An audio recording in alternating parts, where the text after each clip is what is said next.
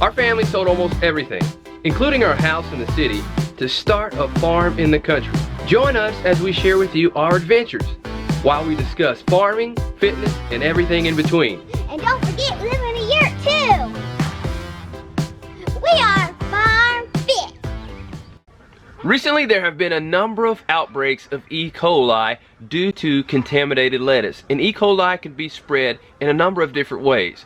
But in today's vlog, we chatted with a falconer who presents one way that falconry can prevent E. coli. He also showed us a lot of neat birds of prey. Yeah, like the owl. He was even dancing for us. Sure. He's doing a little dance for you. I'm not sure about you, is he? What do you think about that owl? He's silly. And I really like the kookaburra.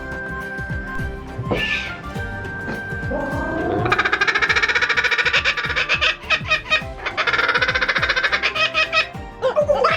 do you think about that? Is that cool?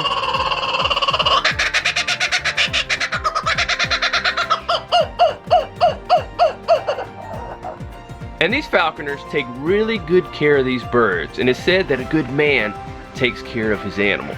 And they do a good job of doing that, as well as educating and demonstrating the public on these animals.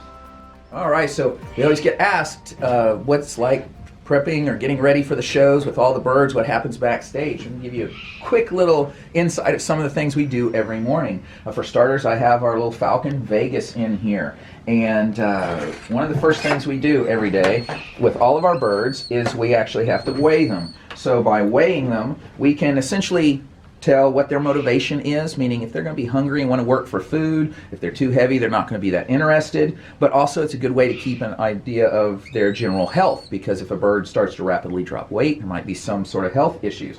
So every day we get all the birds out and we'll put them on a little scale here. Now, I weigh in grams, especially with the little birds, gives me a more precise weight. And so 334, that's a great weight for her, meaning she's got plenty of muscle and is motivated. Actually, that little voice there is saying that, are we getting out, are we getting ready to fly? So get a weight on her, I'll record that, actually have this great technology that's not out front stage, that using things like Google Sheets and a spreadsheet, so I can share it across all of the helpers, so they know what the weight is, or they can enter stuff as well. One of the other things I do for certain birds, like the falcon here that can travel so far, so very fast, you put radio tracking device. So I have here, it's a great modern day device, and it's a little transmitter with an antenna, has a watch battery in it. And this actually puts out a pulse on a certain frequency. And so I am able to therefore track the bird using a directional antenna. And so as you can, doing things with one hand is one of the challenges of doing everything with falconry. Now luckily, handling and working with the birds every day, they're very tolerant and understanding most of the time. So now we're dancing and making it even harder. It's not edible. So put this on here, just like this. If she'll sit still. So we're taking what is normally a 10-second job, but there you go. Now I zip tie them on there for thousands of years. Falconers would have used a different type of tracking device. And as a matter of fact, I've got a medieval falcon tracking device right here in the form of bells. The bells are that have been used for thousands of years, and actually each bell is slightly different tone, so they sort of make more noise. And so you would have put bells on the falcon, you can at least hear where it is or find it in the trees. Now, the nice thing is that radio tracking device, we have all this great technology, and you hear the little beeping sound right there. That means the transmitter's sending out a signal, and it's so fancy, it has a little magnet on and off. So this way we have a tracking device on the falcon. And so I'll tell you what, I'm going to put him right back, or her right back in the box, and I'll show you some other stuff. So now we're continuing the weighing process. We just show you a little bit of difference between some of the birds and how we do it. It's easy when the the falcon is on a leash and in a box, but each one's a little different. So in this case, we're going to weigh the raven. Now I have food already cut up right here in my neat little pouch, and I can spare you some of the details of prepping the food, but actually what we use during the show is just cut up raw chicken drumsticks. It's inexpensive, it doesn't fill them up really fast, decent dark meat, so blood and nutrition content, easy to cut up and put in a pouch. Now outside of the actual presentations, we would use things like mice, rats, quail for the Falcons, things like that. But during the show, these are easy little bite-sized pieces we call tidbits. And so this is one of the first things we have to do is prep all the food before you even start weighing. And you'll understand here in a moment. So what we're going to do, we're going to come down here and get on the scale. Move, baby. All right, so this is Binks, and Binks is a raven. So you don't want to get on, I'll tell you what, I'll put it right here for you. Right down here on the scale. Come here, baby. We're not sure. You're not sure about our new friends? Why don't you come over here? I'll stay back. Get on your scale. So we're gonna weigh the raven. So this little girl, 716 grams, but I give her treats for, you know, doing this behavior. So, and here's a treat over there. So each one's a little bit different on the method we use to weigh them. So sad. And she's gonna steal my lock. So she's learned that if she gets the lock and she runs with it, I have to trade her food to get it back. It's like she holds it for ransom. This is something she figured out on her own. She's too stinking smart. So anyway, so we'll step over here and weigh another bird.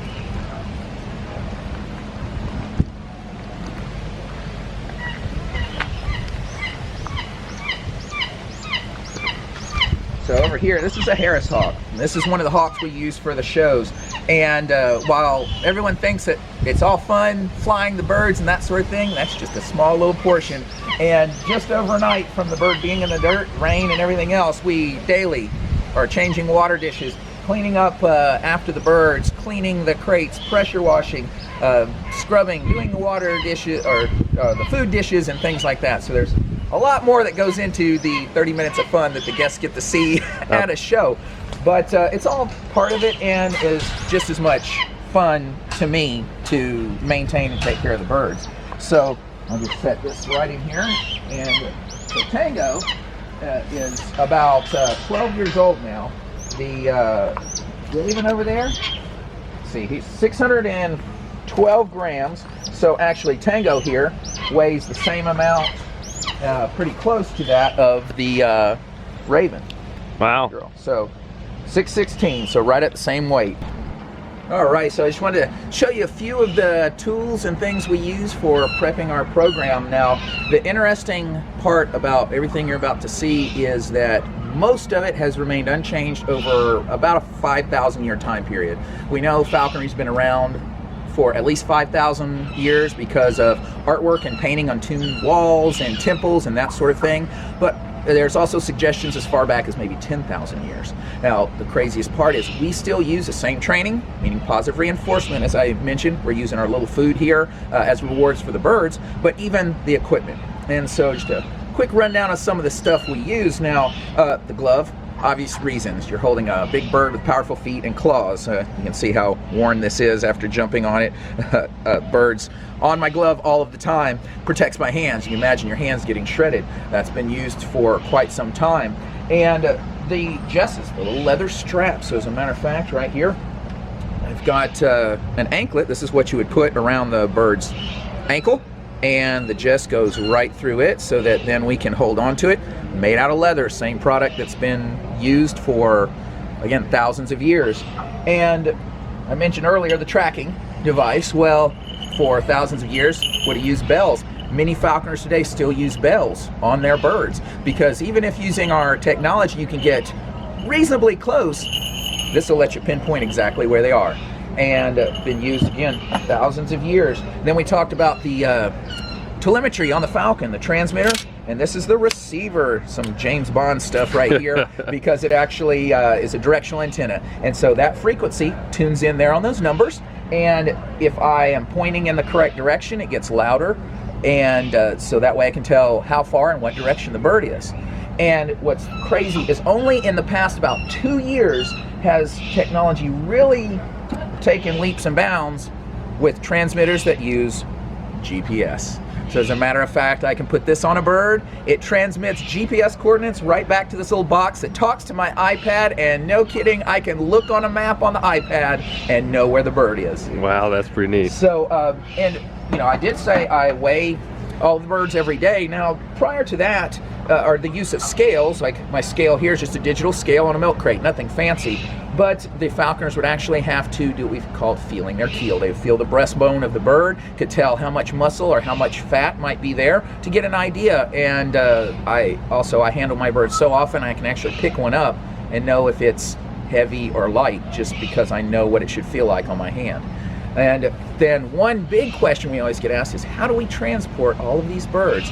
Well, for thousands of years, they would use a hood. Put a hood on your falcon and makes it easier to take around. Now, I unfortunately don't have a hood handy, but I have what some falconers today refer to as a giant hood. If you look right here at the crate, we use modified pet carriers, and some of them we might even black out the sides of it. You see the nice plastic daisy mat to catch all the droppings, and we can clean that, pressure wash it real easy. I like to put the plastic chloroplast on the door, but a perch right inside. So as a matter of fact, you might see there's all kinds of different size crates here for different size birds. I stack them up and I drive across the country with them. So there you go. Wow. Just a little bit of the insight. And behind the scenes, there's even more that goes into it, especially training and prepping the birds. But maybe you have an idea of what my morning looks like before we start doing a show. So Kevin, what would have been some of the uses for falconry back in the day, as far as what would have been the main purpose of training falcons? So it kind of depends on almost what time period you're looking at. Originally this more than likely was a way to catch food and a means of survival.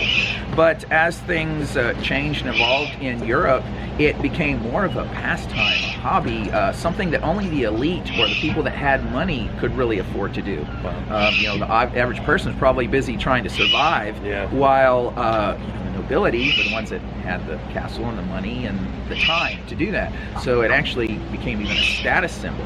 And it's evolved through time to now it is a pastime, but as a matter of fact today we use falconry for environmental issues, as in to fix problems where you might have tons of nuisance birds, things like in orchards and vineyards, birds coming in and even eating the produce or droppings on things like lettuce and lettuce farms. All these E. coli scares from lettuce, it's from the birds dropping on the lettuce. And so by scaring them out, you use a falcon or a hawk and chase away those nuisance birds. So now, in modern day, it's used to correct environmental issues. It's kind of a change throughout history. Wow, that's pretty neat. How long does it take? What is the process for training the falcons to do some of the things that you want to do? Kind of depends on the bird sometimes. The simple steps, I guess, or the simply put, is first you have to earn the bird's trust. Okay. And you do that basically with food. I mean, it works for us sometimes, right? It does. But with food. And then you get them to learn that if they come to you, they eat food here. And so you build up that rapport. You mean food, you're a positive part of their interaction. So then the food gets smaller, you make them jump further, and then you'll eventually evolve that into specific tasks, whether with the falcon chasing the lure, or chasing those nuisance birds out of a vineyard, or chasing game. And so you kind of add on to some of the basic behaviors, but earn their trust with food, teach them to come to you for food. That's the very, very simple concept of it. There are numerous steps in everything, though. That's fantastic. Thank you very much for showing us behind the scenes and showing us some of your birds, and we look forward to seeing it in action. See them in action, that's right. You'll see a few of these in a little while. There we go. Excellent. Thanks again. So, Selah, which bird was your favorite? The falcon. Later that day, Josiah, Mike, and I went to go see the show. Selah wasn't with us this time, so you got to miss the show, but it was pretty good. It was neat seeing how Kevin had the birds, and he would give an instruction to fly off onto a pillar and do different tricks.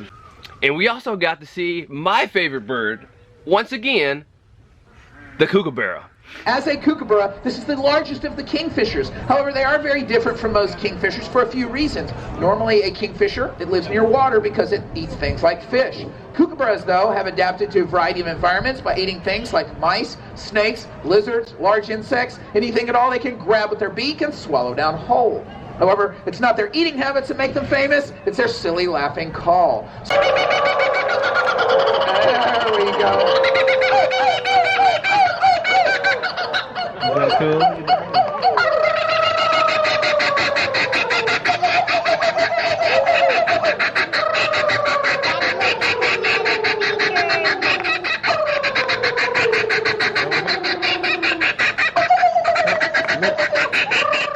like I said at the beginning of this video, they really do an excellent job of taking care of these birds. And they also run a non-profit organization in which they're dedicated to doing demonstrations and educational programs, teaching people about these birds and how we can have a beneficial relationship with them and in balance with the natural environment. And just in case you missed it, we also did an interview with a modern day knight, so make sure you check out that video and stay tuned because we visited a farm in Ecuador. We had a blast during our time at the Renaissance Festival, and they have them all across the country. But if you're anywhere near the Carolinas, we invite you to come see the Carolina Renaissance Festival, where you can see falconry with Kevin and other neat educational and entertaining events and so many other things at the Renaissance Festival. Come check it out. Thanks for watching. Feel free to leave a comment below, even if it's just to say, hey. Also, make sure you don't miss any of our new videos. So, subscribe and sign up to receive notifications each time we release a new video. Also, you may want to check out these videos right here. And also check us out on Instagram, Facebook, and Twitter. See you next time.